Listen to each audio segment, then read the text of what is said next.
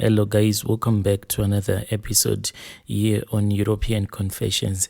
There is a message that I want to share with you guys, and this message, it was sent to us via our WhatsApp number. If you have any story that you want to share with us, you can use our WhatsApp number. Indeed, strange things do happen in this world. The message reads like this. Hello my brother, how are you? I am turning 26 years old on the 29th of December. I have one child, but I do not know who the father of my child is. I grew up in a home whereby my mom, she loves alcohol a lot, as well as my sisters. I never knew my father as well. So when I was around 12 years old, my sister, whenever she would go out to the taverns, she used to go with me because she used to get so drunk. So she wanted someone who was sober by her side. When I started going to the tavern with my sister, I ended up taking alcohol. By the time that I wrote my matric, I was so much into alcohol, yet I was very intelligent. If I had not been an alcoholic, Brother Nashi, I don't know where I will be with my life right now, because I used to drink a lot, but at the same time at school I was very intelligent. I then started dating when I was 15 because I have a very big body. When me and my sister would go out to drink beer, then my sister sometimes she would organize men for me.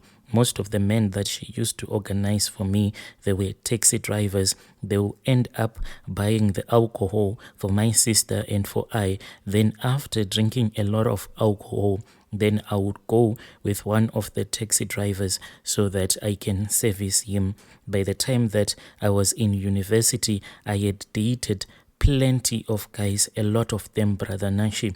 Even when I fell pregnant, I think that by the time that I fell pregnant, I should have been drunk when I was sleeping with the men who made me to fall pregnant, because I do not even remember who might be the father of my child, because at that time I was sleeping with a lot of men. And since I was someone who was really young, this thing of knowing that when you are having intercourse with a lot of men, you have to use protection, it had never crossed my mind.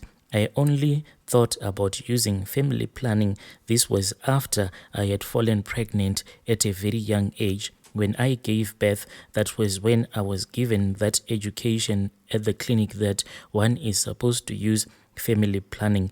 That was when I started using family planning. I grew up in that kind of an environment whereby I was not even afraid that a man can meet me somewhere, then the man will invite me to a party, even if I will be the only woman in a taxi, like that thing that they do, that you go around just having a nice time in a taxi, and I'll be like the only woman in that taxi. I was not even afraid, because ever since I was a young lady, I was so used to be around men, even if they were drunk and violent like that. So I was not even afraid. I used to go to a lot of all-white parties, but I started to go to these all-white parties when I was in university.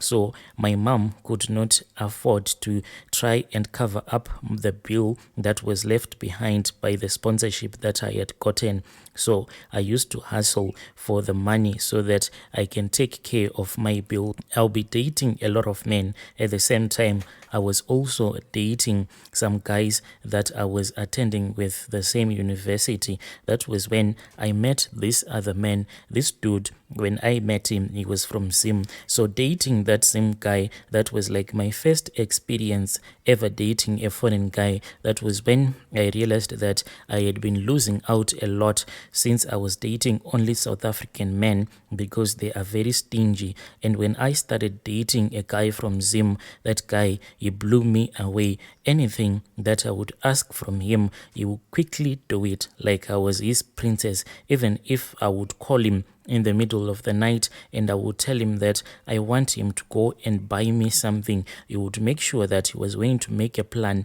and within a couple of minutes you will hear that his car will be parked outside and he would give you whatever you would have requested from him. So from there on, that was when I put a full stop in me dating South African men. I was only dealing with foreign guys. So I then started dating that guy from Zim, but that guy ended up cheating on me. After he had cheated on me so badly, I then started dating another guy.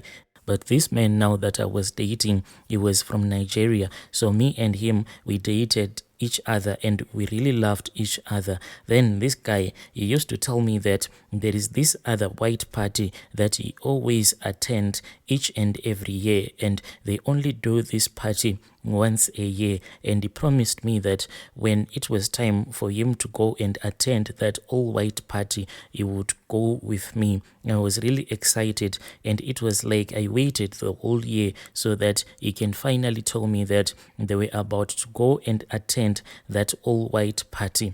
When we went there, he told me that the place where we were going to, most of the richest South African men and some foreign guys, they always meet up at that place. So we went to that all-white party, but before the date had arrived, what this guy did, that boyfriend of mine that I was dating, he kept me at his house for a month, making sure that we don't sleep together. I could not even attend any of my classes, and to my parents, I lied to them that I was not feeling well. So what this Nigerian boyfriend of mine did to me, he told me that I should quickly come to his place because he wanted me to assist him with some of his laundry. So I stopped everything that I wanted to do for the day. Then I went to his place. When I was dropped off at his place by an Uber car, he came to the gate and he picked me up. From the moment that he locked the front gate, it was like fear had entered into my heart because I felt so nervous.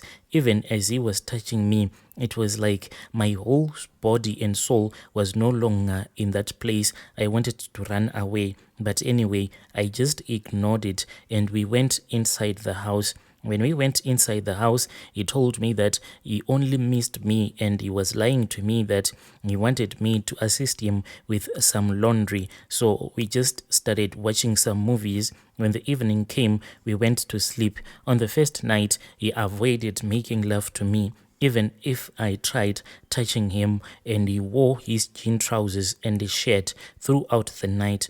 Even if I tried touching him, he stopped me from touching him. So I felt like maybe he had an STI or something like that. But for a whole month, Brother Nashi, I can say that maybe I was kidnapped in his house. He would go outside, do his business dealings. Then later he would come back home. Then we would just have a nice time. Whenever I would ask him, when was I supposed to go back to the residence where I was staying, then he would just say, tomorrow you are going, tomorrow you are going.